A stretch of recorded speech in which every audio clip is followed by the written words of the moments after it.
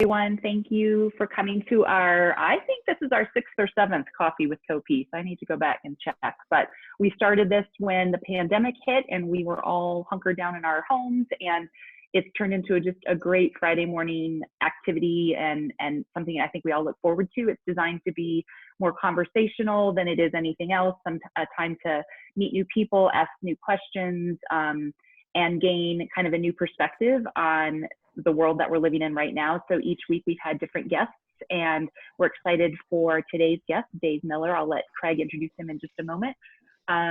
But please feel free to chime in at any point in time. You can just speak up or raise your hand on the Zoom, but very casual conversation that we're going to have. Here at CoPeace, I'll give just kind of a super brief update. We are doing well. Our entire team is healthy and safe at home. We are excited that we've got some springtime weather coming in across the country. Could use a little more rain here in Colorado, as I mentioned earlier. We've grown a little bit with our team. We hired another Jonas, believe it or not. We hired Craig's niece, who is a recent graduate of the University of Wisconsin, and she is going to be our summer intern to help us with our social media and video production pieces. So we're excited to have Emma on our team. She's going to be a great attribute, and she just started this week. So we welcome her. All right, I'm going to pass it on to Ed. Thanks, Meg, and welcome everyone. It's a little after noon here in the East Coast. So while you guys are just waking up now, we're already moving and grooving here. So thank you all for coming today. Just a couple of quick things with regard to CoPeace operationally. With the pandemic affecting many businesses, we continue to be able to function very effectively at a high level. However, our fundraising efforts have been impacted by the economy going into a state of shock, but we are in good shape. We're continuing to operate, and we applied for and happy to report that we were successful in receiving a PPP loan through the SBA, which will enable us to give ourselves a little bit of breathing room as we approach doing the public crowdfunding initiative later this spring or early summer, depending on how things shake out. But we gave ourselves some additional runway with the assistance of the SBA, which we're very grateful for, and the efforts. It was truly a team effort to try to get that in place, and happy to share with anyone who might be struggling with the same challenges to obtain a PPP. We can share the benefit of our experience with you and what we did and how we went about it. Happy to do that as well. You know, the net result of obtaining this PPP is it's allowed us to keep the team largely intact, although we have had to make some adjustments in terms of our cost structure. But very grateful for having the opportunity to be able to do that and proceed with our plans, which are being a little bit extended, but we're certainly well positioned now to move forward. Thank you, Ed. Hanan, anything you would like to add? Yeah, just echoing on what Ed mentioned. I think you know, we're besides doing really well, we're actually also speaking, continuing to talk to a few investment prospects.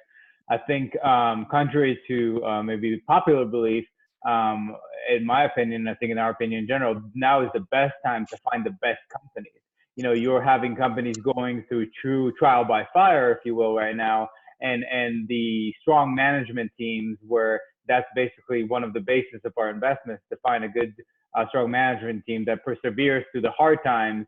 You know, it's easy to find out because that's what they're doing. They're persevering through the hard times and really seeing how they're dealing with this issue with, you know, with COVID and everything going around with the economic, gives us a great indication and an even stronger indication how they perform in the good times. So, you know, we're continuing to evaluate investments, continuing to look for opportunities.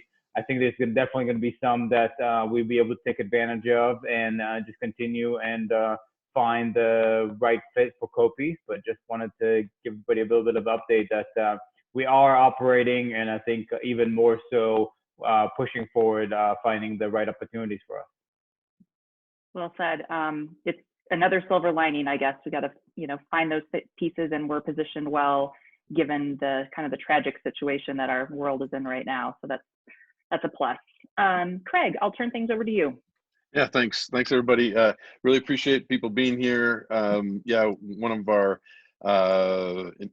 future investors that I talked to this week said that CoPeace reminded them of a TED talk they had heard recently about stubborn optimism, and I really like the way that he put that, because we've had a lot of discussions internally about almost feeling guilty about feeling kind of good about our model. I mean, Jim set us up to be virtual from the get-go, and we do feel like we're onto something. We think our timing is better than ever, and I think Dave's in that same boat. So I like that stubborn optimism. I feel like that does capture where we are and where we feel we're going. So excuse us for feeling kind of optimistic about where we're going, but I think that is definitely a good feeling internally for our team.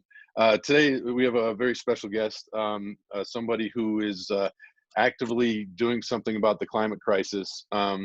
We met Dave a couple of years ago at the Socially Responsible and Investment Conference, and I was struck by what Iroquois Valley Farms was doing. We've been talking to them for a while and want to continue to build our relationship. I visited Dave at his farm that he's at right now, and stayed in his place, and it reminded me a lot of your place, Mom, at the ranch where we used to live. So that's cool. Dave has a lot of experiences that are similar to ours. They've been working on converting farms through the Valley of Death into the organic world. They've created a lot of different mechanisms for funding, including direct public offering. But I think the thing that might be most exciting is that his wife is the person who has been in charge of Sister Jean at Loyola with the basketball program, and so that was definitely something I wanted to point out. But Dave, if you don't mind, kind of talking a little bit about Iroquois Valley Farms, maybe a little bit about your background, and then we'll open it up for questions and answers. We have an active crowd that usually has a couple things to ask. Sure. That was a question for me, right? Yeah. You're on. You go. I thought you were going to talk about it. Yeah. Hello, everybody. Craig and CoPeace, thanks for having me here. I am the co-founder and CEO of Iroquois Valley Farmland REIT, Real Estate Investment Trust. We're one of the very few, certainly I'd say probably the first organic real estate investment trust in the United States. And we also are a public benefit company. So we're very excited to be one of those newbie companies out there that's really, has stated legally, that this is how we're going to operate. I started this business with my college roommate back in 2007, 2008. We did this during a crisis, and that was purposeful. We wanted to give investors, so we didn't come at this necessarily as a farmer. We came at this as an investor horrified by the economic and market choices that investors had to look at back then. And we came up with, which was easy to do because I had recently purchased a small farm and was converting it organic. And I thought, well, why isn't this a great investment? A lot better than what we were looking at back then. So something real and healthy was on our minds when we put this all together. So since that date in 2007, where we started with one farm in Iroquois County, which is where my family's from originally. One farmer, we grew over the last 13 years to, I think we have around 60 farms now. We're a public company. We have expanded toward both coasts. I understand we're doing a deal in the state of Washington here very soon. and we've been as far east as Maine. But the heart of the business has been in what we call the dead soil monocultures. And growing up, I grew up in a dead soil monoculture. I'm still in a dead soil monoculture, but there is life here in central Illinois, and it's changing. It's changing dramatically, not only by us helping to purchase and provide capital for investors who then own these farms through our company, but also because landlords are increasingly asking for their farms to be farmed healthy. So we've got a bunch of changes happening, and we're adding people now. So we're adding staff, and we of course always have a tremendous appetite for capital. So Craig, back to you. That's my that's my intro. Yeah, no, thank you, Dave. Yeah, so the can you talk a little bit about how difficult it is to transition from a traditional farm to the organic farm, and why it's so important?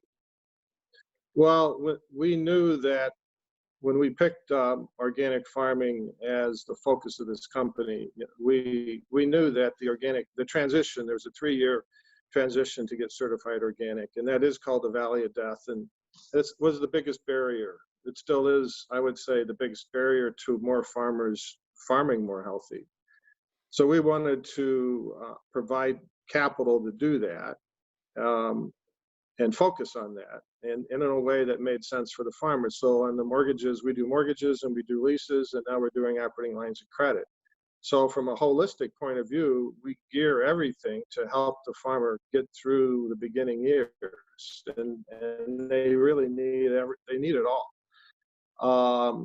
The line of credit business is our latest, and the government's helping us through a grant with NRCS. But we'll do interest-only mortgages for 5 years right out of the box.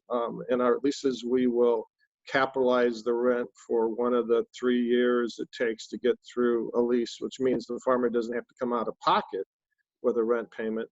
We just capitalize it into the acquisition cost. So, there's a lot of things we do there to gear these farmers to be successful and make it through that valley. And then why is it such a critical that they do this for our, Well, we agriculture in the middle is mostly conventional ag. It's priced as conventional ag. If you're a conventional farmer, you're concerned about weed seed, in your crop that you haul to harvest at the local grain elevator. Quality doesn't matter, right?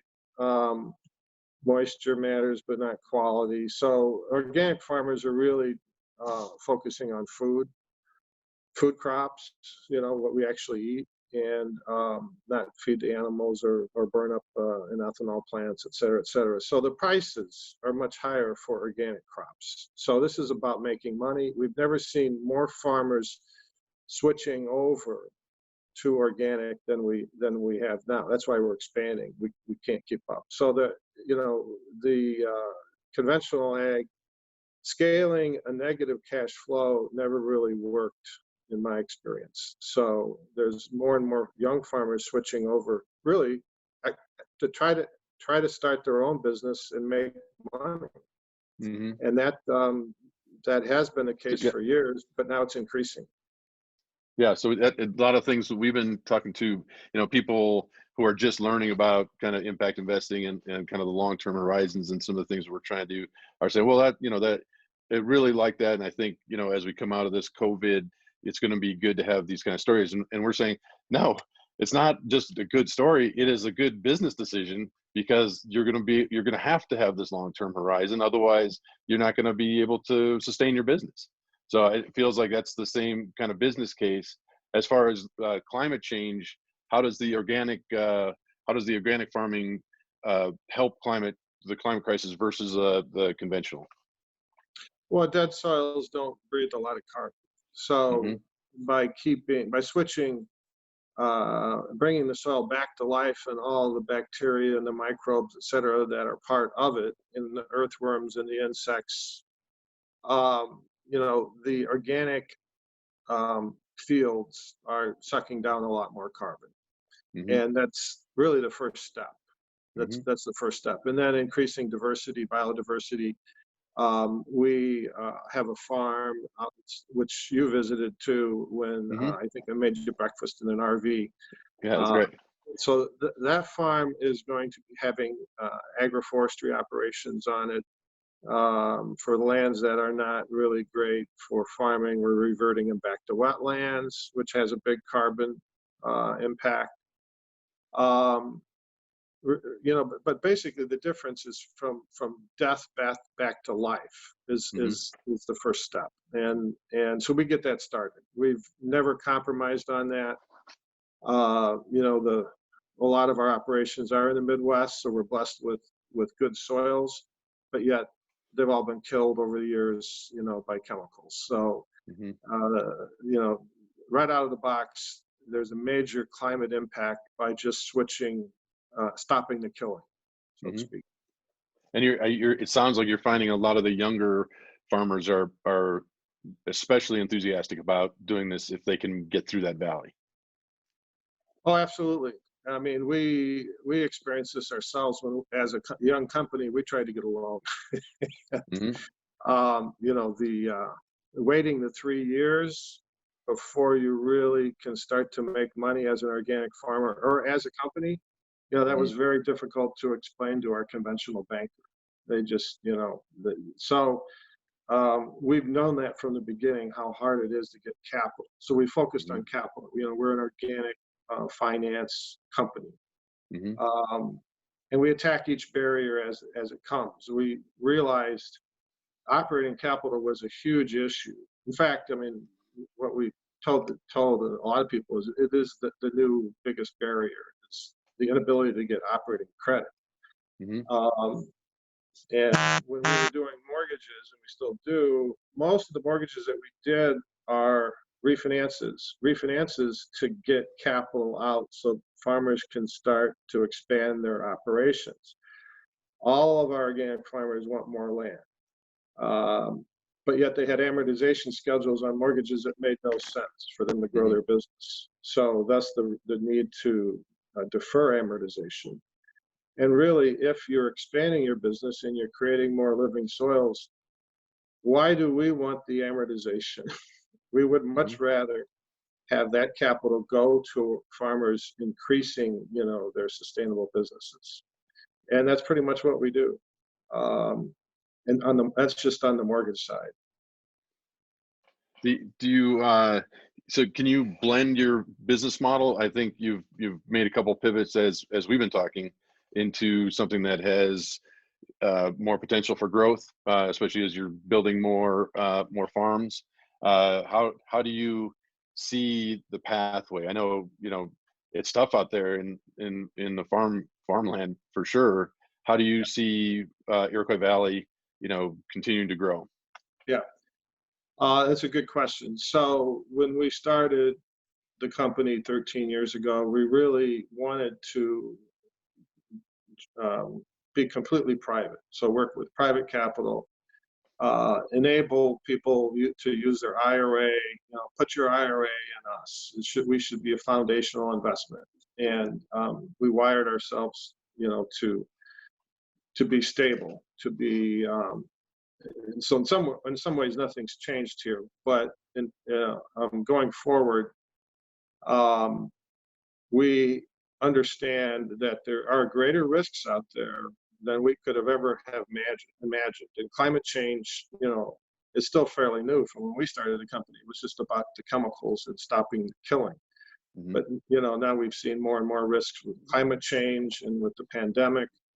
So the pivot for us is to be more collaborative in sharing some of these risks with the philanthropic community and with corporate capital. I mean, you name it. So the grant that we recently received from the NRCS to expand operating capital for farmers is also going to be expanding conservation impacts at the same time and helping these farmers to diversify so that, you know, not putting too many eggs in one basket, you know, really is one of the best risk maneuvers you can put together. So that's what we're doing. We're working more collaboratively with everybody else out there that wants to be in the space. So when we're taking the approach from a planning point of view, so every farmer is going to have a 3-year financial plan, and we're going to outline what the gaps are, and then we're going to fill the gaps, and we're going to fill the gaps on a collaborative basis. So we're really not trying to do a one-off, you know, one-timer capital infusion here. In these markets, we're really trying to take a long-term planning approach. Nice. What are your, as you have your appetite for capital continues, what are your current funding mechanisms that you're using? Originally we used the bank was our primary capital source, and then we replaced the bank over the years with soil restoration notes. So the soil restoration, I lost my picture here. Can everybody we got you. see? Yeah, okay. Yep. So the soil restoration notes are unsecured 5-year notes that pay 2.25%. About a third of our capital is raised through that debt product, and we've been doing that for years now. That's accredited investor only, which we have always said that we wanted to break out of the confinement to accredited only, and we did last year with a public offering of our stock. So our stock has a minimum $10,000 investment. We're very excited that, as a public benefit company, to offer stock to pretty much everybody out there. And that we have a $50 million offering out there, and we'll spend every penny of that. We're in the process of repricing that stock this week or next week with the SEC. But we're reaching more and more out to the public, and we want everybody's IRA money to have a little piece of our stock in it. And if you go to Iroquois Valley farms.com, you can learn more about that. Oh, yes, right? Absolutely. Yeah, cool. Those are really appreciate all those. I think it'd be fair to start opening it up for others to have a chance to ask questions. So let's I'll turn it back to you, Meg, to facilitate. Sure. Yeah. I have a couple quick questions. I'll start us off, and then I want to open up to guests. Dave, what states do you currently have farms in? And my second question is, how has the COVID pandemic affected your farmers specifically? We're in 14 states. Our operations are, and I mentioned we're just starting in the Northwest. Looks like we will be closing on a couple of deals there. Mostly we're in the Midwest where we started. Iroquois County is in central Illinois. It's interesting, and we've gone as far east as Maine. We have farms in New York, West Virginia, Montana, Michigan, Ohio. You know, we have focused on the dead soil monocultures, which is a big focus. It's very scalable, and it's going to take billions of dollars of capital. So we're obviously not thinking we're going to be the only ones here, you know, that are going to be the change agents. We're seeing more and more people get into this business, and that's a good thing. The capital needs are huge, and we can't keep up. So we've been cherry pickers for years. We raise capital typically as we need it. We tell the story, and we raise the capital, and that's how we've always done it. That's different than, I know, the standard private equity model, but that's worked for us, and it's sort of an automatic risk management system because you're not employing $100 or $200 million on one day. It'd be impossible to do that anyway, but you know, we're really, every month, we're buying something or financing somebody. So month by month by month, that's how we've grown, and we've stepped it up a little bit. The COVID impact it has not been significant for our farmers, except those that are selling directly to restaurants or at farmers markets. Most of our farmers are selling to organic processors or distributors or wholesalers, and most of it's grain. So you could say mostly we're vegetarians, if you want to look at it that way. And they're growing a range of different crops, and haven't probably will be able to sell everything they're growing. To use an example nearby, Harold Volkin, our first farm tenant, is an organic farmer who built a flour mill a couple of years ago, an organic flour mill in the heart of this, dead soil, yet to be developed rural America. And he's going 3 shifts now, trying to keep up with the direct online demand for flour. Wow. So that's nice, because wheat during an organic rotation often is sort of not a very profitable year. So he's created a business to make money on direct sales to consumers, and I don't think anybody saw that coming. He just got some pretty good press too. Harold did. Yes. So that's good. It was in the BBC. Has been there. Huffington Post. And this is in sleepy little Iroquois County. Yeah, that's great. But you see, there's a change going on here. This is a major demographic change. I see more activity in rural America, and there's much more employment coming back that has disappeared for years, as more farmers grow food that is healthy and that people can eat. So I think that this only accelerated the change that we already saw happening, but now it's happening more. And the fact that we're doing operating lines of credit now, I mean, the timing is it couldn't be better. We just hired a couple people to help us keep up with that. So I'm not saying it's expanding like flour sales, but these farmers, if they can't get operating credit, they can't do that. I mean, they can't expand their business, right? So we're going to be very busy, going forward, is what I predict. Very good. Thank you. That's great to hear. I think Ed has a question. Hi, Dave. Thanks so much for joining us today. I really appreciate your remarks. Question for you. We have a pretty diverse group here today. Can you explain to the group what a real estate investment trust is and why that's your chosen form for the company? Well, boy, you're asking me to jump into taxes here a little bit, which I avoid like the plague, especially on Friday. But sorry about that, Dave. It's a let me see how I can slaughter this. No, I mean, it's a tax election, right? We're taxed as a REIT. There's only normally, as a company, if you're as the company's making money, the IRS grabs some taxes out of that, and then when they distribute money to their shareholders, then the shareholders are taxed as well. So there's a double taxation there. As a real estate investment trust, there's acknowledgement that basically you're just holding on to something for the long term, like a perpetual capital gain. You're just sitting on it, and therefore the IRS doesn't tax our company as long as we play by the rules of a real estate investment trust, which means that we pretty much hold. Now that was easy for us because we buy and hold. That's our business. We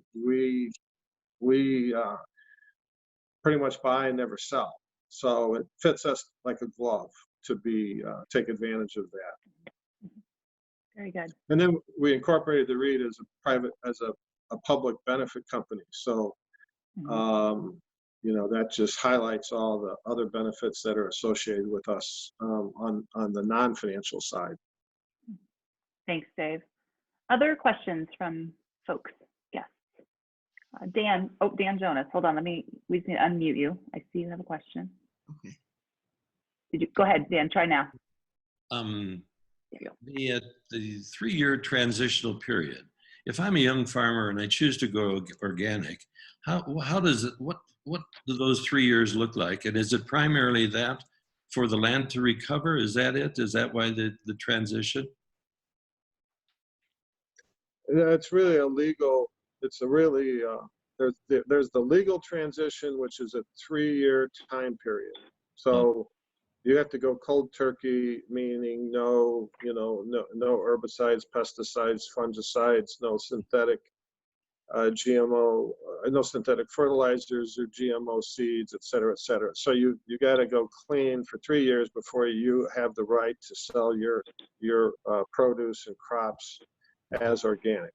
I see. The nature, of course, takes longer than 3 years to recover. So if you think about dead soil that's been chemically farmed for 75 years, it's the actual natural transition would probably be more like 7 years or something. I mean, that's what most of the farmers tell us, is that they, after 7 or 8 years, they're completely in love with the soil. It's back to how it used to be, full of life again, and worms and insects running around, et cetera, et cetera. So, I see. Thank you. Thank yeah, you. sure. We've got a question, Steve Williams. Yes, I noticed there's, the trade war going on with China. Would your farmers at some point, now that, we're starting to see that loosen up, would they see that as an opportunity in the future? I know you mentioned wholesalers, straight to consumers. Is that some of your farmers, would they see that as a benefit once that trade war, gets behind us? No, that's really not going to make much of a difference for our farmers. Our farmers, well, first of all, there's a shortage of organic grains in this country. So they can sell everything they produce here. Of course, they got to produce it, which sometimes can be a big challenge, like last year when it rained and rained and rained in the spring. But if they can produce a crop, they can sell it here in this country. Very few of them export organic crops to overseas. There's more importing of, quote, organic grains here, which is a problem. And that's something that we have to face to make sure that those are real. And by the way, why not buy your organic grains from somebody in this country? There's plenty of farmers around wanting to sell you that, rather than have those imports, go to whatever supplier wants them. So now the China market, I don't see that we're going to be exporting that much here, because once there's a surplus, I don't know when that's going to be, but it may never be. In our lifetime, there may never be a surplus of organic grains in this country. Demand has skyrocketed, and now that you can buy directly from an organic mill, they're challenged to keep up. So I don't see an excess here for a long time. Good. Thank you. Paul, you have a question. Yeah, I have a question. It's kind of 2 parts. I'm curious, have you thought about partnering with carbon or ecosystem service markets with your farmers to kind of quantify like how regenerative they are? And along those lines, are there any other ways you're thinking about quantifying like how sustainable, regenerative the farms are? We do all of that. We have, and we're highlighting it too. Maybe we haven't highlighted it as much as we should, but this is one reason we've invested over $3 million into a group of farms about an hour south of Chicago. In that project, I mentioned, we're going to have alley cropping, we're going to have agroforestry, we're planting 30,000 trees next week there at that farm. We're in different grants now that we never used to be, where part of the show and tell is exactly, how much carbon is being sequestered, et cetera, et cetera. So that's all happening. At the same time, we're always trying to raise capital to keep up with these changes. We think trees, I mean, if you just think about the dead soil monocultures out there, you don't see too many trees in those areas. So planting trees, I think over the next 20 years is going to be very exciting for us. In fact, I don't see why we would do a financing for anybody new if there's not some trees involved in it. So this is part of a collaboration that we have with the Savannah Institute, which is a nonprofit.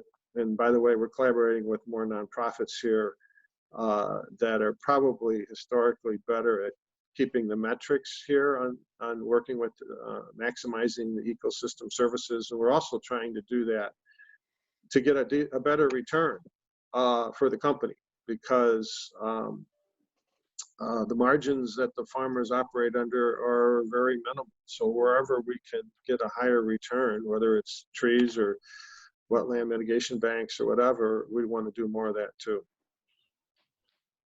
Thank you. I think the Whites had a question. Yeah, go ahead. Yeah, a comment and a question. So the comment is, there's a wonderful documentary called The Biggest Little Farm that many of you may have seen. But I like it a lot, and it's right on topic of biodiversity and organic farming and all of that.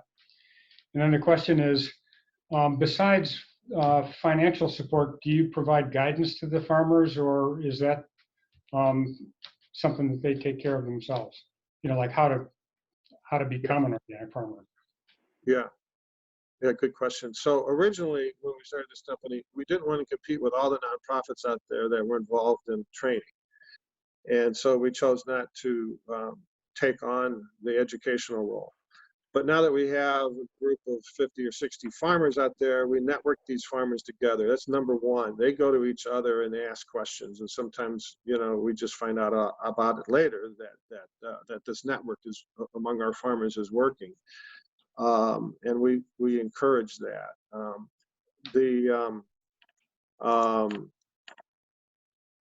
The other part there on education, we're tied in. We're trying to tie in Rodale, for example. You know, for that they're a little bit more in field crops, but a lot about diversity, and they're based out of Pennsylvania. That's a nonprofit.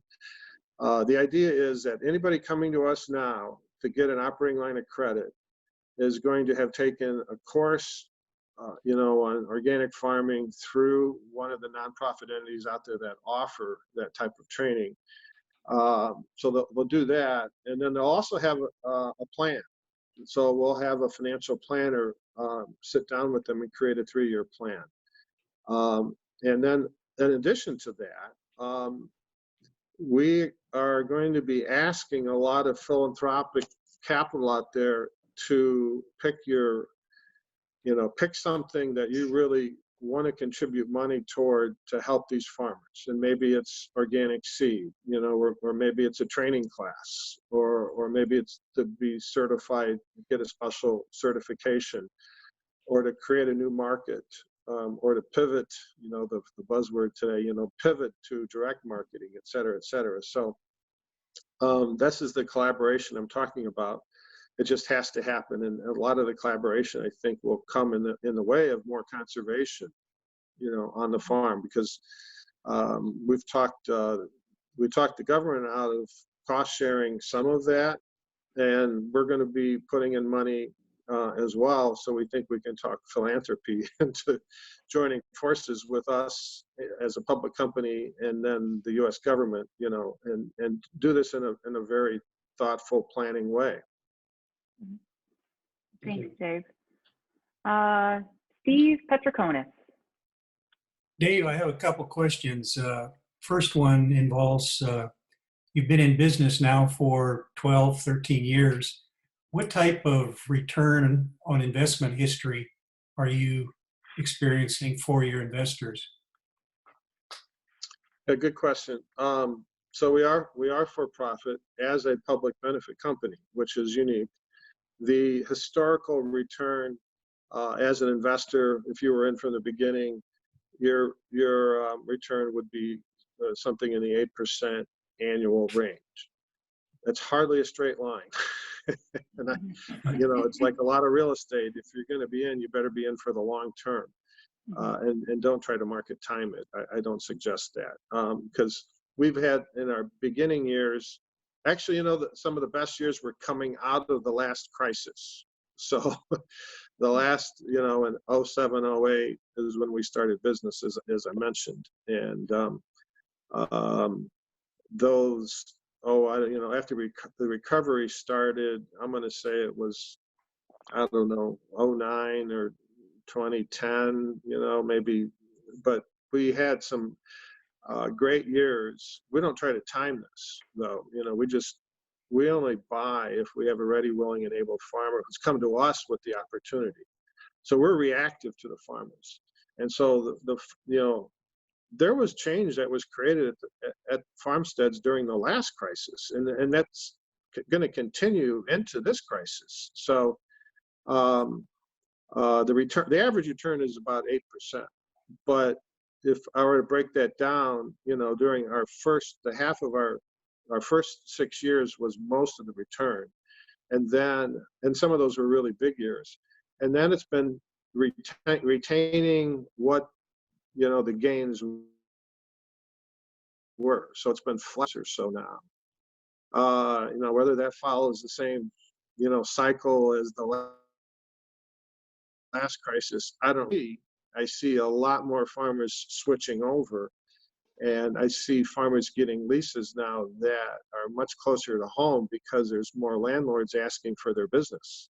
And so these are economies of scale for our farmers, and that's why we're so busy now trying to keep up with them. So, we're 1% going to 2%, but I think that's happening. It's happening a lot quicker now. So I can only say that over the long term, between distributions and long-term growth of capital, I don't see any reason why our long-term return would be any different than what we experienced for our first 13 years. Thank you. My second question, Dave, regards the barren land that you're converting to forestation and also wetlands. How does that farmer generate any revenue off of that ground? Yeah, good question. This is a experiment in some ways. So we typically don't get top down with the farmers in terms of what we want to see them doing, but on this farm, establishing a forest farm or alley cropping or agroforestry is a very long-term, investment, and most of our farmers can't wait forever to get a return from the trees. So therefore, you have chickens too, right? So you have livestock. So and we would share some of the returns from any reversion to wetlands. So we would share some of these ecological benefits with the farmers. And by doing a longer term plan, we lay it out how it's going to work. So we show the farmer that, if you stay in here for 10 years, this is what's going to happen. This is how we're going to, I don't know if I should use the word guarantee, but make sure that you do no worse than, if you were doing corn and soybeans, for example, because we got to get off of that model. And capital is the way to do it, and sharing the returns that the company gets through more crop share leases, more of a shared lease structure, I think is the way to do it. And so we're experimenting with that now. Now, if we can convince philanthropic capital to be supportive as well, that just makes it all the more easier. So if somebody's going to cover your hay seed, for soil building, for example, that really helps the farmers get going and buy into this long-term plan. So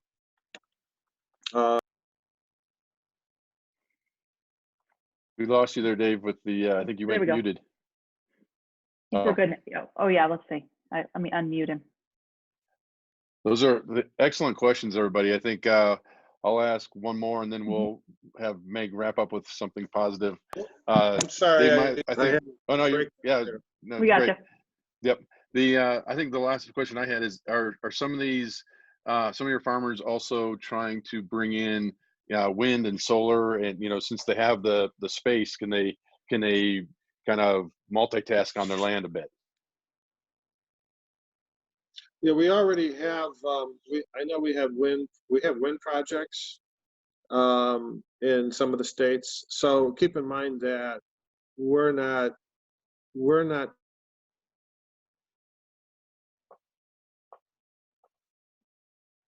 Did we lose him?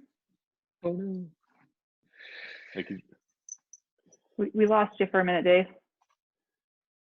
Try again. I'm still Okay. here. Try Yeah, now. there you Go go. ahead. Yeah.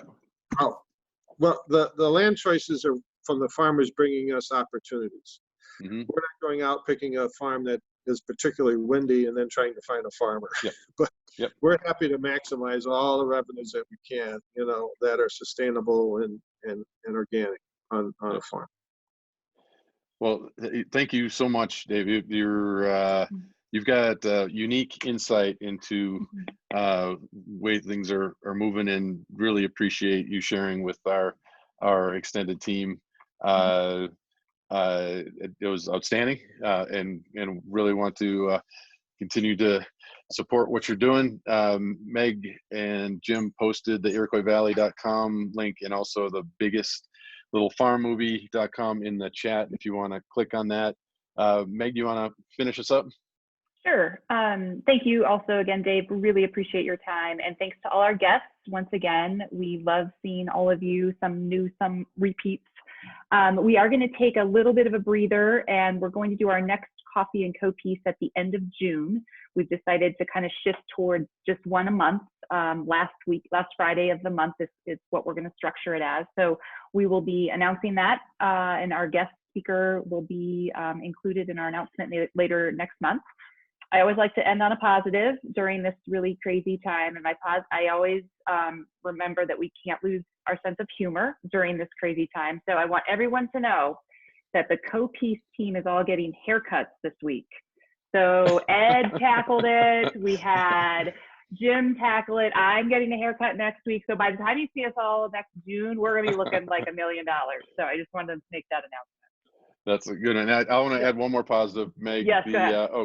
I wanted to thank you for this idea. I think having these casual conversations and some of the unbelievable guests we've had has really been kind of a nice thing to look forward to on Friday. I can't believe it's Friday every time we snap our fingers, but really appreciate you being here, Dave, and thanks everybody. Thanks.